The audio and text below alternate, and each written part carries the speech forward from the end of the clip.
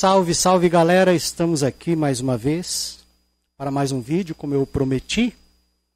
Eu disse que falaria sobre o século XIX. E é complicado falar do século XIX pela efervescência musical que havia na época. Bem, mas eu organizei aqui alguns tópicos que eu acho que não deveria ficar de fora e falarei um pouquinho sobre o século XIX. Nesses tópicos eu sei que muita coisa vai ficar de fora, mas de repente a gente faz um outro vídeo falando um pouco mais do século XIX, como também terei que voltar lá ao século XVIII, porque eu esqueci, por exemplo, de falar sobre um ritmo muito importante que também nasceu no século XVIII, que é o maracatu. Né? Alguns amigos que são fãs, né, de maracatu me cobraram e com razão. Né? Então, terei que voltar também a falar do século XVIII. Mas para hoje, nós falaremos sobre a música popular do século XIX. E para isso não podemos esquecer, de cara, né, a chegada da corte portuguesa. E você também não pode se esquecer de se inscrever no canal, né, deixar o seu like, né, fazer um comentário, se possível, né, e recomendar aos amigos. Bem, então, com a chegada da corte portuguesa, tudo aqui, principalmente no Rio de Janeiro, vai sofrer as influências da chegada, né, vai viver essa experiência da chegada, né, da corte portuguesa e também os seus desdobramentos, né? Porque até então aqui recebia ordens de Portugal. Agora as ordens vão daqui para lá. Antes o centro era Portugal, agora o centro é o Brasil. Então a dinâmica da cidade vai modificar. A começar que não tinha, né? Antes não havia aqui no Brasil uma escola de belas artes. Agora vai ter. Não havia grandes bibliotecas, mas agora tem. Então, tudo isso vai influenciar nos saberes, nos cantares e também no modo de vida das pessoas.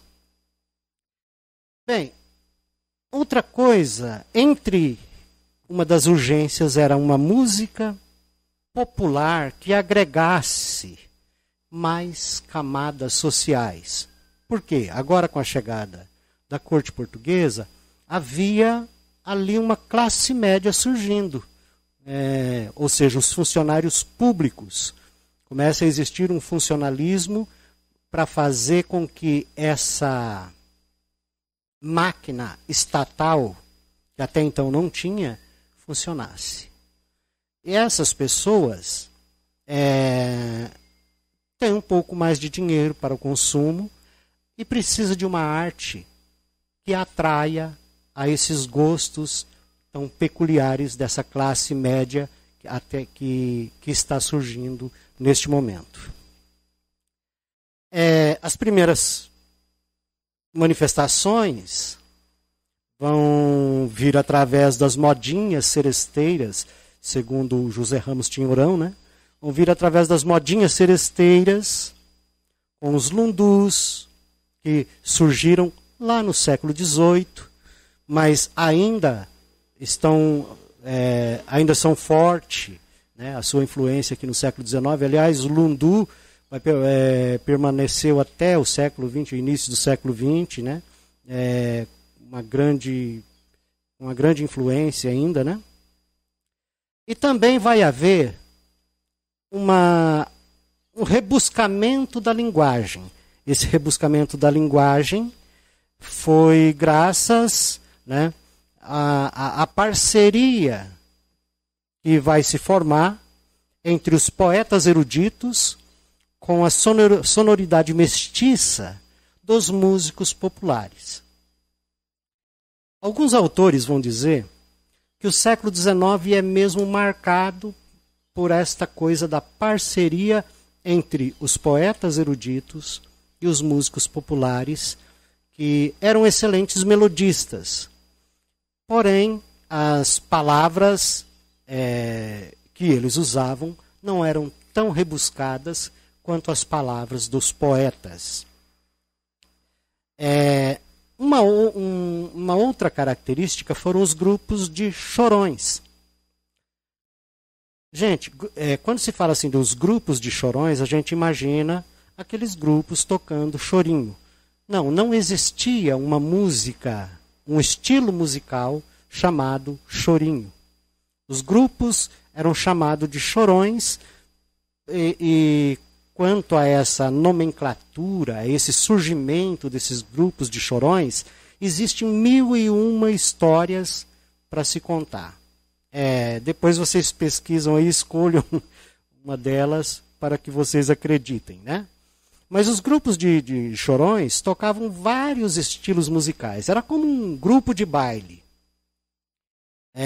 Ou então aqueles grupos que tocam em barzinhos, né, nos nossos dias, que tocam de tudo, desde sertanejo a popular, a música internacional. Bem, naquela época os grupos de choros tocavam vários ritmos, muitos deles que chegavam da Europa, como a polca, não confundir esta polca com a polca paraguaia. A polca paraguaia é um outro ritmo que inclusive também sofreu a influência dessa polca que é russa, né? Se eu não me engano, essa polca é russa. E também da valsa, tocavam os shots, quadrilha, mazurca, minueto, entre outros estilos europeus e que foram se amalgamando e se tornando algo parecido com o que os chorinhos, os grupos de chorinhos tocam hoje, né? O que tocam hoje, por exemplo, sofreu todas as influências desses estilos musicais advindos da Europa. Estes grupos foram sendo formados principalmente a partir da reforma urbana e a abolição. Muitos desses músicos, né, eram negros, alforriados, ou libertos, né, ou então filhos de escravos. Em 1870, o Joaquim Calado, que era um exímio flautista, mulato, forma o primeiro grupo de choro, que se chamava Choro do Calado. Né? Então, este é um marco, né, que muitos historiadores ou etnomusicólogos, né, ou estudantes da história da música usam para determinar, né, o nascimento do choro. 1870, com a aparição do primeiro grupo de choro chamado Choro do Calado. Um outro estilo musical que também influenciou bastante a nossa música, né, é o machixe. Ele nasce ali na segunda metade do século XIX, né, concomitante ao choro, né, concomitante aos grupos de choro, né, chamado por alguns de tango brasileiro, pela influência, né, pela influência que ele sofreu do tango argentino e uruguaio, que também estavam nascendo na época. Ele trazia nos requebros violentos muita influência também do lundu. Renato Almeida, no seu livro A História da Música, vai dizer que esses requebros violentos eram típicos eram típicos do lundu e que trouxeram para o machixe. Era uma dança extremamente sensual. Muitas pessoas depois levaram alguns passos dessa forma de dançar para as gafieiras, enfim. O Mário de Andrade, inclusive, vai dizer que o machixe seria a primeira dança genuinamente brasileira. Então, a história da música se caracteriza por essa mistura de ritmos, por essa mistura de classes sociais, por essa mistura de elite intelectual e popular. Por exemplo, quando os poetas eruditos procuram os músicos populares que eram excelentes melodistas, mas não tinham as palavras polidas, né, que os poetas eruditos tinham, né? A palavra machixe, ela soava como algo pejorativo. Ela designava coisas de pouco valor. E o machixe nasce exatamente nas camadas mais baixas da sociedade. Então, essa coisa de pouco valor, de repente, vai alcançar as elites mais altas da sociedade do Rio de Janeiro na época, né? Os principais compositores do machixe, ali no final do século XIX, nós tínhamos o Eduardo Souto, né? Também Senhor que é atribuído à composição do primeiro samba a ser gravado, né, pelo telefone, e também a grande maestrina Chiquinha Gonzaga.